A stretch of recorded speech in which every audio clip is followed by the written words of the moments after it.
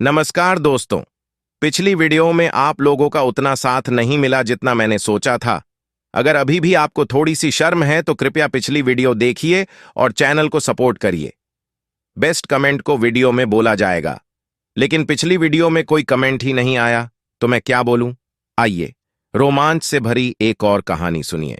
एक था राजू, एक साधारण सा लड़का जो अपनी दादी के साथ एक छोटे से गांव में रहता था।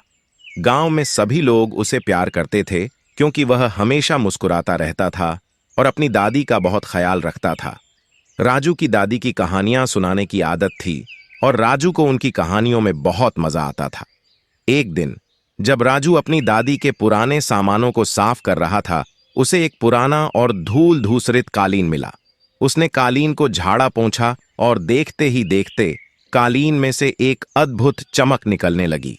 राजू चौंक गया और उसे अपनी दादी की कहानियां याद आ गईं, जिनमें जादुई चीजों का जिक्र होता था। क्या यह सचमुच जादुई कालीन है? राजू ने खुद से पूछा। उत्सुकता से भरे हुए उसने कालीन पर बैठकर कहा, अगर तुम सचमुच जादुई हो तो मुझे उड़ाकर दिखाओ। अचानक कालीन हिलने लगा और हवा में उठने लगा। राजू की आंखें फटी की फटी रह गईं और वह खुशी से चीख पड़ा। अब राजू का सफर शुरू हो चुका था। कालीन उसे आसमान की ऊंचाइयों में ले गया और उसने अपने गांव को ऊपर से देखा। हवा में उड़ते हुए उसे बहुत मजा आ रहा था। उड़ते उड़ते कालीन उसे एक अनजान शहर में ले आया। यह शहर बहुत ही खूबसूरत था, लेकिन वहां के लोग उदास दिख रहे थे। राजू ने एक बूढ़े आदमी से पूछा, चाचा, यहां के लोग इतने उदास क्यों हैं? बूढ़े आदमी ने बताया, बेटा, हमारे राजा ने खुशी और हंसी पर पाबंदी लगा दी है। किसी को भी हंसने की इजाजत नहीं है। राजू ने सोचा, अगर मैं इस समस्या को हल कर दूं, तो शायद यह कालीन भी मुझे और मजेदार जगहों पर ले जाएगा। उसने अपनी सूझबूझ से एक योजना बनाई। उसने कालीन को राजा के महल की तरफ उड़ाया और महल के गार्ड्स को चकमा देकर राजा के पास पहुंच गया। राजा ने राजू को देखकर कहा, कौन हो तुम और यहां कैसे पहुंचे?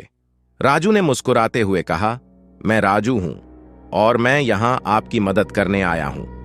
राजू ने अपने बैग से कुछ मजेदार चीजें निकालीं और राजा को एक के बाद एक जोक्स सुनाने लगा। पहले तो राजा गुस्से में था, लेकिन धीरे धीरे वह हंसने लगा। उसकी हंसी पूरे महल में गूंज उठी। राजू की मजेदार बातें और हरकतें देखकर पूरा महल हंसी से गूंजने लगा। राजा ने राजू की हिम्मत और बुद्धिमानी को सराहा और उसे सम्मानित किया।